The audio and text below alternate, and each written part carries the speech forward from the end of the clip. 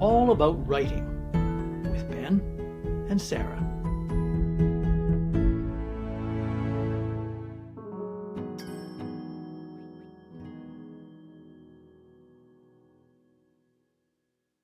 Welcome to All About Writing, the podcast that covers everything about the world of writing from the inside out.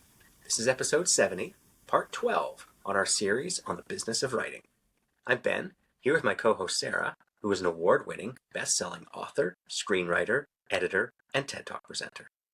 And I'm Sara, here with my co-host Ben, who is an award-winning best-selling author and ghostwriter, editor, and publisher. And today on our podcast, we have a guest. We're with M.K. Wiseman, who is the author of several novels. She also works as an animator. But what we're really going to talk about with her is intellectual property and how to work with established IP, intellectual property, when writing any type of novel. But welcome, MK. Can you just give us your bio, especially with your writing and in the past, and give us your background? Yes. Hello, and thanks for having me.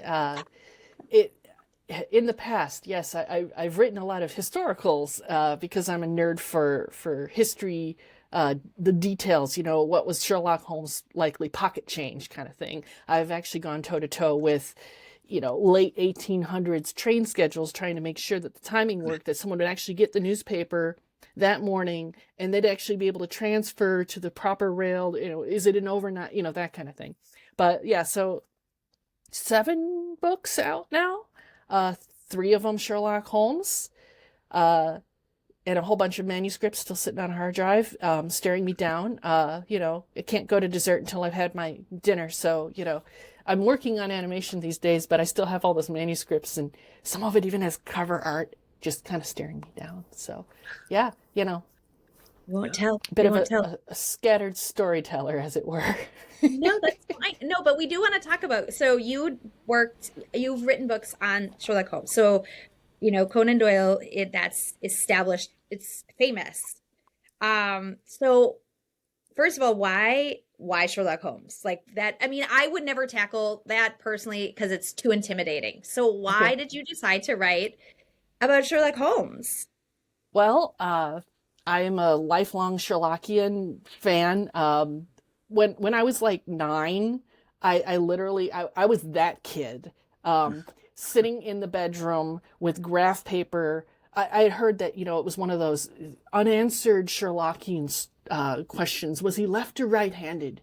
And I sat there, 9-year-old me, in my bedroom with like the canon of works, trying to figure out where everything was. Here's the window, here's the door. I tried to lay out the entire Baker Street flat so that I could prove conclusively, based on the layout of the furniture, was my theory, whether it was left or right-handed, because I'm a lefty, but I don't have a backhand when it comes to tennis. So I can pinch hit. I can't use lefty scissors to save my life. And so I was certain that the layout mattered, because I'm sitting here at my desk here going, there are certain things I don't want to reach over to grab. And I thought, Sherlock is, he's organized. Results were inconclusive. I was 9. And so I did not receive my invitation to the international, the Baker Street Irregulars, which is an invite-only fan club for Sherlock Holmes. And thus that dream died. But I've been a big fan of the stories. I don't know. I think I imprinted upon Holmes like a baby chicken when I was like 8 at the library. I really think that might have happened, and I just followed him forevermore. Honestly, I didn't set out thinking, oh yeah, I'm going to write books and one day it'll be a Sherlock Holmes one. I always wish there were more stories. I just do. I collect pastiche. I really like certain authors' pastiche. I just love them. I love that there's more stories. I like the whole fact that there are endless ways to say, oh, and then we found more of Watson's manuscripts in so-and-so's aunt's best friend's cousin's attic when they were renovating in, whatever. Always reasons that there are now, oh, look, we found more Watson stuff. And I like that. I like that there is more than the original 60 stories. I think it's a testament to the characters, the situations, that it can be expanded upon over and over and over again. There's some strength in that. Are your home stories, are they new adventures, new mysteries starring Sherlock and Watson? Yes, they are. And they are contemporaneous to the original canon. They're late 1800s. They are written from Holmes's point of view, not Watson's. If I was going to dabble in this one, the first one, Sherlock Holmes and the Ripper of Whitechapel, because of the way that plot works out, it actually has to be him as the narrator. And I thought it'd be really fun. Because again, I'm sitting over here, the little baby duck following Holmes around going, I love him. And that's who I wanted to hear from. And it kind of fell together. I thought, I could write this just for fun for me, you know? And I think it was you, Sarah, who said, you could probably just get the ball rolling, since, if you want to query this thing, maybe find out if this is, who to even talk to, if this is going to happen. Because that was going to be my question. I was like, let's talk about how you used IP and you did not get sued. That's what the title of this episode should be. Yeah. Asterisk, not legal advice. Yeah. Sure. Right. Yeah. Yeah. So that's a big question. Long pause while I try to figure out where to begin on this. Order of operations. 2019, summer of 2019, I woke up one morning and said, I have this idea for a story. And I told my husband, and he goes, how dare you? As it was the Sherlock Holmes Ripper idea. And I thought, I do dare. It's such a good idea. How is this? That's so good. Wrote it, knocked it together in about maybe 3 weeks. I mean, my fingers were on fire. I'm like, write a 400-page novel in about 12 years normally. So this was just knock this thing together. You obviously had something to say. Yeah. Oh, well, and again, such a huge Sherlock nerd. I actually went through and limited my word count so that it would not be longer than the original novels. I didn't want to do short stories for this. It didn't seem to be the right treatment of the story. But I wanted to make sure that it was shorter than Baskerville, longer than Sign of Four, real nerdy. But then, of course, the actual history was a constraint, because I wanted this to be historically accurate to the Ripper murders. I actually had a big sign on my wall in my office here that said, real women died. Do not sensationalize or romanticize this. I mean, it's such a sticky wicket topic. You can sit and say, what an exciting story. Ew. I had people go up to me and go, I'm a big Ripper fan. I'm like, you mean you're a historian, I hope. Not a fan. I'll be going now. So threw this story together, thought, I'll query. By then I had a couple of books out through an indie publisher. I had a historical fantasy on its way. This is late 2019. So I had that coming out the following spring, but that didn't fit my publisher's wheelhouse. So that was going to be self-published because I could just kind of use the dream team of the cover artist and the editing team and all the people that I liked working with. And I thought, well, then I have control. I can do what I want with this really cool story. And in the meantime, I've got this random Sherlock novelette that just pops onto my brain. And I go, okay, now what? I was querying for agents because I didn't have one. And I thought, well, get as many irons in the fire as possible. If I'm going to write 2 to 3 books a year, yeah, right. Me slowing down over here, at least I'd have different teams doing different things and I could differentiate. If it's just me working one-on-one with everybody, I have to have all the pipelines. So I was querying. I thought, well, you never know. Sherlock's popular. Well, maybe that would hit. I don't know. And in the meantime, I went, figured out who to even talk to, which was the Conan Doyle estate. the rights issues where Sherlock Holmes this is 2019. 2023 is when January 1, everyone popped champagne and said, Sherlock's free on all the socials. Most of it was sort of out there unprotected because of the date of publication of certain books within, or stories within the whole 60-story canon. So that was really interesting. To me, it was never even a question in my mind. Do I even ask? It wasn't, oh, I don't want to get sued. To me,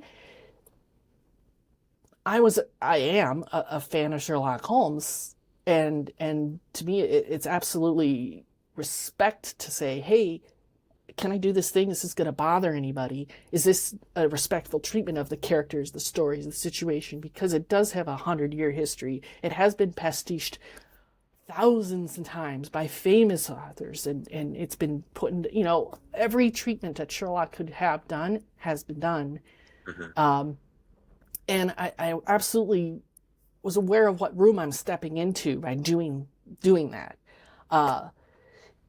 So I actually went and ordered beautiful stationery, and I wrote a letter on stationery and mailed it to England. And then I also used their online contact form because, it's 21st century. And to that effect, there will be a letter to this effect coming to you, via snail mail. And I mean, I have here, I actually dug out, this is Ancient History 2019, my Dear Sir or Madam letter. This novel is the culmination of a lifetime of love for Sir Arthur Conan Doyle's work, and I approached it with serious care alongside the natural trepidation that comes from treading upon what I feel is hallowed ground. I do not like to see these characters altered or stretched. The last thing I'd want to do is tarnish the enduring legacy of work that I love so much. I'm reaching out to you for direction as to how to proceed, looking for guidance as to the next steps. That's just a little tiny snippet of what was essentially a query letter to the estate. And then I sat and kept working on all my other stuff, kind of put it out of my mind. I thought, they are never going to get back to me. Who am I to even have thought I could do this? And I was actually fully committed to completely killing the work off if they said no, if they said, how dare you, if I got no answer, as I wanted them to be okay with it. To me, it matters. Years and years ago, a decade ago, I'm staring at it right now. I have a certificate on my office wall here, the EDX, back when everyone was doing massive online courses in the early 2000s. Mm-hmm. I did the EDX Harvard Law copyright one because I'm a nerd. I think if I had a nickel for every time I said I'm a nerd, I'd have 2 nickels, but it's strange that it's happened twice. I took the copyright course, took it very seriously, and I like that certificate on my wall because it's, yay. There's the spirit of the law and there's the letter of the law. And European copyright, again, this is not legal advice. I've only got a piece of paper on my... advice, but this is things to be aware of with copyright and intellectual property and getting permission. Yeah. I took a course. The letter of the law, spirit of the law, it's a little, it's different what that means. And European copyright versus American copyright, the idea behind it, the spirit behind it is different. That was one of the things they talked to us about in the course was, America is, midnight, January 1 of X year, everyone's popping champagne and going, cool, we can now make Steamboat Willie Mickey Mouse art. He's free. Whereas, and this is, broad strokes here, European sensitivity would be more like, okay, but due deference to where it came from. Like there is no Deerstalker and Pipe, the cartoonish Sherlockian image. You know exactly who that is the second you see the Deerstalker and Pipe. That you say the word Sherlock Holmes and it makes absolutely no difference. If Conan Doyle didn't write Sherlock Holmes and it became massively popular and has a 100-year history, that, credit where credit is due. And I get that, people say, oh, art should be free and we should have creative expression and not forever more locked down, etc. I say, and yes, and but it matters to me. It matters to me because the only reason I even wrote a Sherlock book is because I loved him. I loved Conan Doyle's incarnation of him that led to so much more. So wrote to them. By January of 2020, I heard back, and I heard back both from the US and the UK based rights manager folks. And I was like playing a little carbon copy. Who do I talk to? And like, I just talked with me, and it's the gentleman from the UK. And we had a little back and forth where he said, I'm checking my again, it's been a minute. So I was like, what did the email actually say? He had said in his email, which was, again, super fan here. He says, "Oh, I'm going to ask for some further advice from the family before responding officially." And I thought, oh, they've heard of me now. It doesn't matter if it's, hey, we got another one of these things, and it's kind of a sticky topic. I don't know. It was just like, hi, yeah, I'm fangirling over here. Don't mind me. Again, the love I have for the IP that I was daring to step closer to, that was the whole core of this thing. So, and they were very nice, very lovely people to work with, cordial, professional, communicative. Don't write to England in August and expect a quick response. Fun fact on books 2 and 3, because they're all out of the office in August. I envy them. That's one thing they do right over across the pond. So they asked for a copy of the manuscript. So once they kind of came back and said, okay, so next step is we'd like to see the manuscript. We'd like to give it to our expert to review. This is January 2020. Okay. If you have a crystal ball in January 2020, you know things are about to get really dicey for productivity and timing and everyone's ability to get workflow. Luckily, the expert was a gentleman who lived in, I believe, Santa Fe, New Mexico. I have a connection to New Mexico from childhood, so that thrilled me too. So I panicked because I thought, oh, they're going to want my manuscript, which is unpublished, and if I hand it to anybody, I'm a citizen of the internet. I know how this goes. Don't hand your work to somebody sight unseen just because they're nice and smile in an email. So I panicked. Good point. Yeah. My husband is an attorney, not an IP attorney, and he was like, non-disclosure agreement, maybe. So I have we have a friend who's an IP attorney. I did retain their services for a little while just to make sure that I was covered and had people to talk to if I needed to. So I'm like, oh, I'm dealing with some very, very big names over here now. They're talking to the family of Arthur Conan Doyle. I'm like, I better have an attorney who makes me not look like just a girl who wrote a book in her living room. So I made sure they were all looped in, and they're like, well, you could do an NDA. I mean, it's probably not necessary, kind of. That, again, not legal advice. This is me kind of just shushing through the whole process of me going, I trust them. They're nice. I've got screenshots. It's fine. And actually, in my email, I think I even said, I trust you. I thought of the NDA, but I thought, you know what?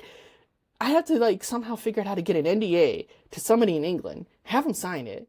We all have copies. There's their expert in Santa Fe, and now it's March of 2020. I thought, let's just get this going. It's fine. It's probably not the recommended step. There was a whole lot of trust involved. It's kind of one of those, I read the room with the people and thought, yeah, we're fine. And sure enough, it turns out that their expert is one of he passed away in 2021, sadly. I did not know who their expert was because I just thought, well, they got someone. Well, I looked him up, and he's one of the biggest Baker Street irregulars since the 70s, and I thought, oh no. Like, well, shoot, girl, what are you thinking? You're going to publish this. You want this book published. Anyone will read it if it's out there. If he doesn't like it, if he thinks this is better on on your blog or something. I don't blog, I don't know. In a notebook you keep in a drawer, then that's the answer, honey. And then they came back, right? Like the week that the world shut down, 2 weeks to flatten the curve. Mid-March of 2020. And they said, oh yeah, well, we're happy to proceed. We'd like to offer authentication, which we don't offer to every work because we get a ton of stuff. But basically it would mean that there's nothing specifically protected by them currently in my story because I chose my elements carefully. For example, there are characters who are only mentioned in later works in the 60-book canon, or 60-story canon. Those were all under control, copyright, the law until 2023 when everyone celebrated and said, it's free for real. So it kind of had like a weird little, because of the length of time that those books or stories were written and published, there was like this little cascade of freedoms along the way. And so I actually did have an element that I was pointing out in one of the later ones. I said, what do you think of this? And you're fine. Oh, okay. What characters do you bring up? Are they a later story or an earlier one? Sure. I know that Sherlock's brother isn't mentioned right away in the story. It's like, which throws Watson off. So Mycroft wasn't, available for public whatevering as early as other things. Can I just interrupt there? Yeah. It's a good question. What exactly is the rule for copyright? Is it so many years after the book was published or so many years after the authors passed away? Like, what is the rule for when something becomes public domain? I would have to put my librarian hat on and answer that more constructively than I don't know. Because I know there was a court case in 2014 on this one with them specifically. With Sherlock specifically, the property? Yeah. Oh, yeah. 2014, there was a thing with the Conan Doyle estate because it was one of those questions of how free is all of the things, and it was certain elements in later stories were still protected based on their publication date. Okay. So I'm not sure exactly where the wrinkle is on that one. But there is something with the creator's passing and there's something with the publication date, and I'm not sure how that intersects because of I think when he it also passed. depends on what kind of Right. and we're not obviously, and this is where I don't want to say legally anything either, like whatever we say in the podcast, everybody triple check with maybe a lawyer. But like I did a 12 I know there is something about the passing, but then there's also publication, but the publication depends on what kind of thing was published. Like I think books are different than newspaper articles, and newspaper articles are different than, like, I think it depends on the medium too. So I but a state's like 13 weeks of a Harvard 13 weeks of a Harvard copyright course, and the answer was still like, just don't use 6 seconds of a copyrighted song because that's not true. Several years of library background, and there was kind of like, always check. That's the best rule, is always check when the social media when Threads blows up on 1 at midnight every year saying these are the works that are going to be everyone has art of within a few hours. Yes, and asterisk.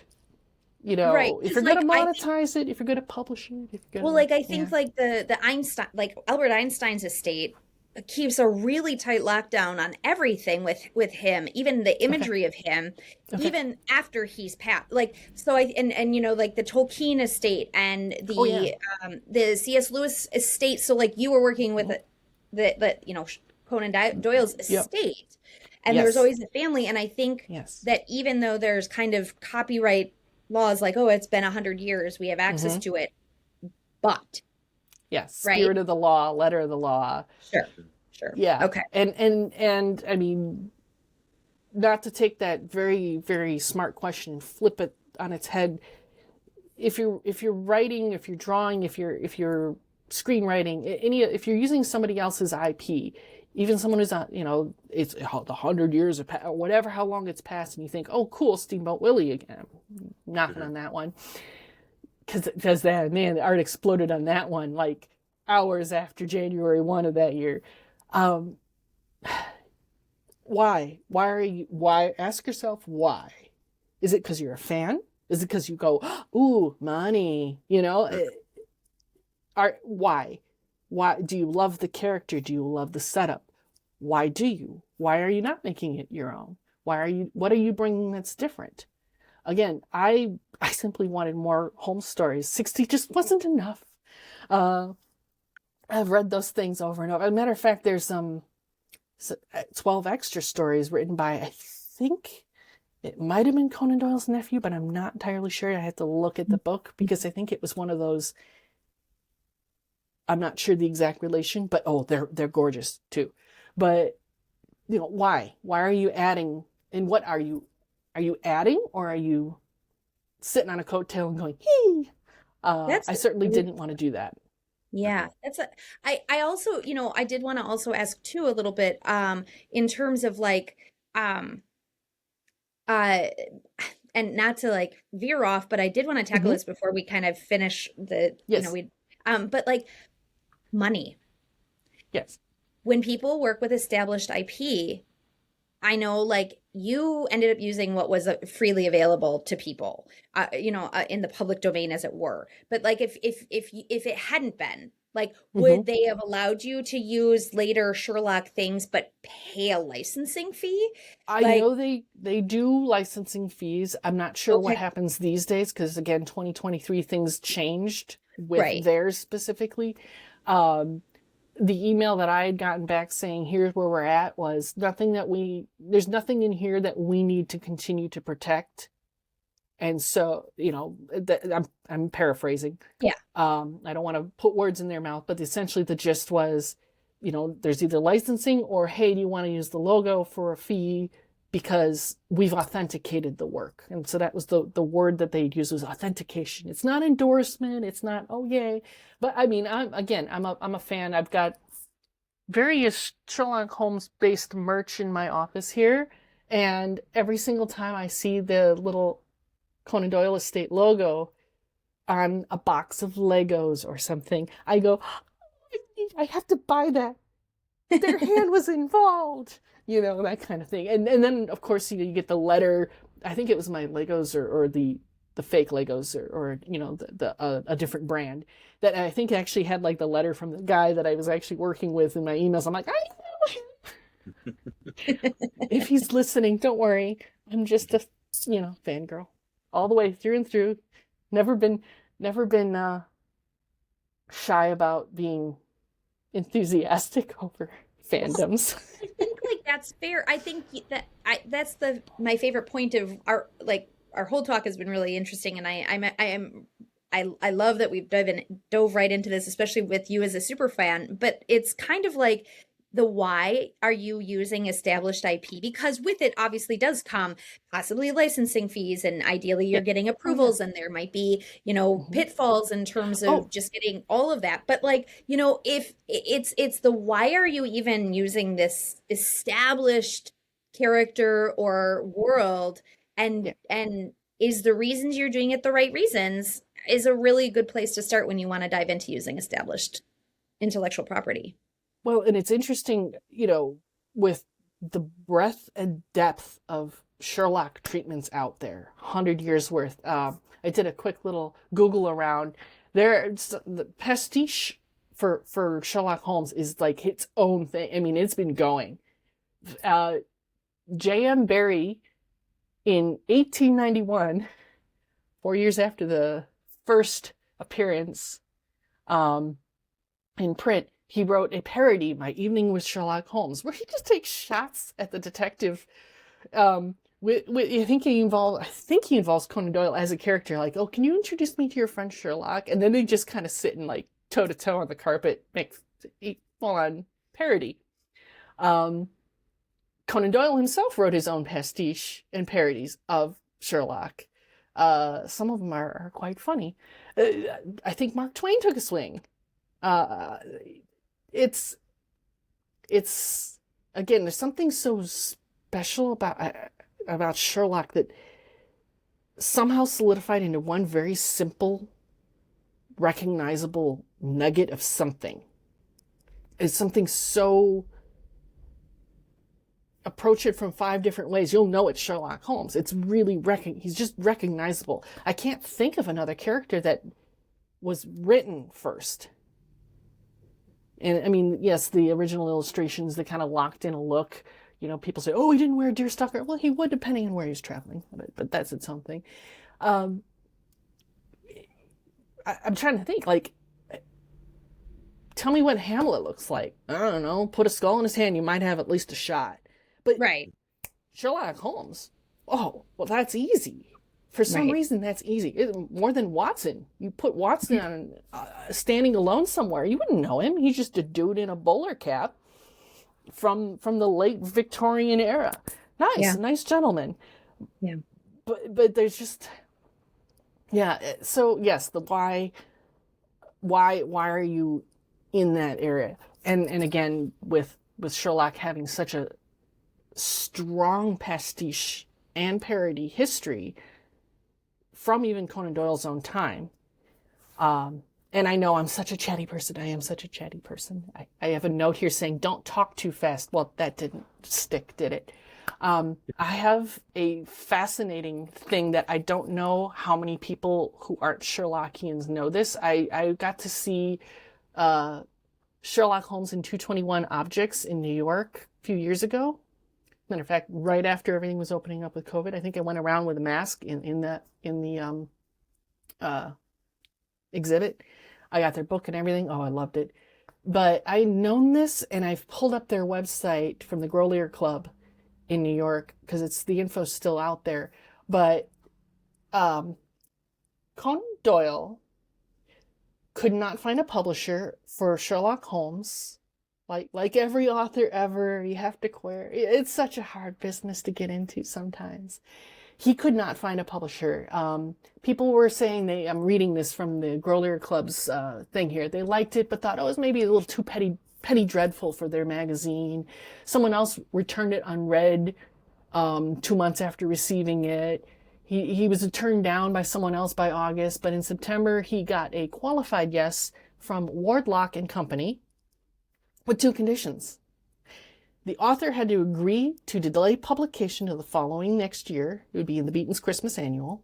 That was Study in Scarlet, the very first Sherlock Holmes story, just thrown in the middle of this little pamphlet. And he had to give up his copyright to the publisher.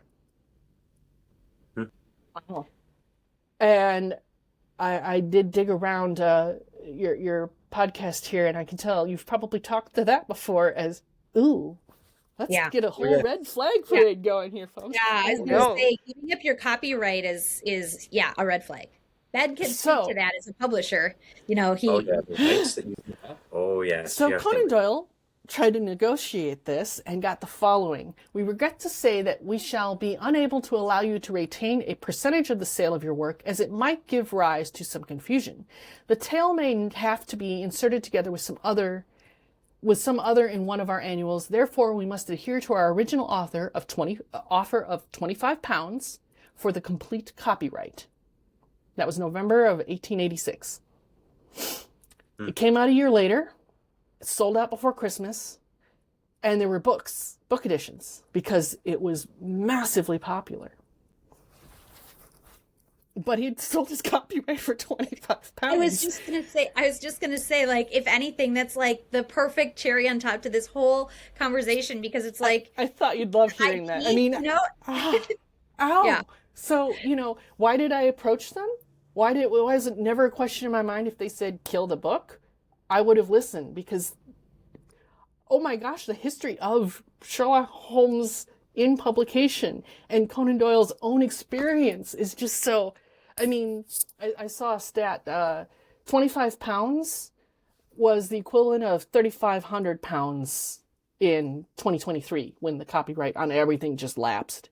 So, I mean, it wasn't a bad little advance, but when you consider how much it launched, he ended up renegotiating and finding a different publisher down the road. It wasn't the best relationship with that publisher. Again, they wanted more, and they kind of had control over when they wanted, what they wanted, as happens. So, Oh, yeah. ironically enough, I don't know if you knew that little history of Conan Doyle's own That's copyright. like his own IP he lost. Yeah. I That's know. that's perfect. That's perfect. So, That's a perfect like let go it to be a wrap this lesson up. to you Thank- all. Yeah. Thank you. Yeah. Well, thank you for sharing your story with us, MK. And so pleased that it all worked out in the end. And you have your Sherlock books. Are there any more coming? Have you Oh got more gosh, Sherlock? people ask, and I have a fourth one, like the center of an idea. Mm-hmm. But okay, so a couple of years ago, kind of went on a year sabbatical from writing. And yes, do the math. That was a couple of years ago. So I have other things that I'm supposed to finish and get published first, and I'm making myself stick to that Mm-hmm. behind all my other things, which is currently now animation, because I thought writing books wasn't a slow enough process. Let's do 2D animation all by myself, Oh my 24 goodness. frames a second, all drawn by me. So, Wow. I like doing very, very involved, difficult tasks, apparently. So you're saying we may have to wait a So little you might bit have for to the wait. fourth Yeah. book, Yeah, We right? might just go read the 3 that you've already done, and then everybody can well, be on pins and needles for a couple years. not to spoil anything because it's right in the introduction, but just pretend that I yeeted Holmes right off of Reichenbach like a certain author did 100 years ago. Mm-hmm. There you go. No. So, MK, I where would can people never. find you and your books if they want to Uh, go find these out? Yeah. I am embarrassingly Googleable. My social media these days is kind of tuned to animation running in Fortnite because those are my current obsessions. That's okay. If I We'll if I, the if I links. can combine the three that if you see on social media and like, oh, she's not talking about books. No, I'm indulging in my own. This is what I did today on my socials because again, um, Well, that's yeah, awesome. So people I just like to get to know surround you myself and That's you with my that's own no brand problem. Yeah. accounts. So yeah, No. I'm on. I think Blue Sky is the only one that I'm currently actively neglecting, just because that was just one of those, what's that John Travolta GIF where you walk in a room and look confused. I couldn't find anyone there. Yeah. Threads is active. Yeah. I'm more active on Threads than I probably should be. I should probably get work done. Yes. Yeah, that's the Love it. story for all of us. Yeah. All right. Well, again, Awesome. thank you, MK, for joining us today. We really appreciate it. Really listening to the adventure that you went on to get the permission to do these books. It's great. To our listeners, thank you for joining us as well. Don't forget to subscribe so you don't miss any of our chats, and feel free to leave a review because it really does help us a lot. You can catch up with Sarah at sarahdahlman.com and on Instagram. And you can find Ben at ben@arcoles.com as well as Facebook and Instagram. And I'll say it again too. Thank you, MK, for joining us. And yes, it was almost a Sherlock adventure to get your books out. So thanks for sharing all of that. I'm really excited about this episode. And for our listeners, please don't forget to reach out for any topics like this that you might want us to cover. Otherwise, we'll see you again when we next chat all about writing. This has been All About Writing with Ben and Sara.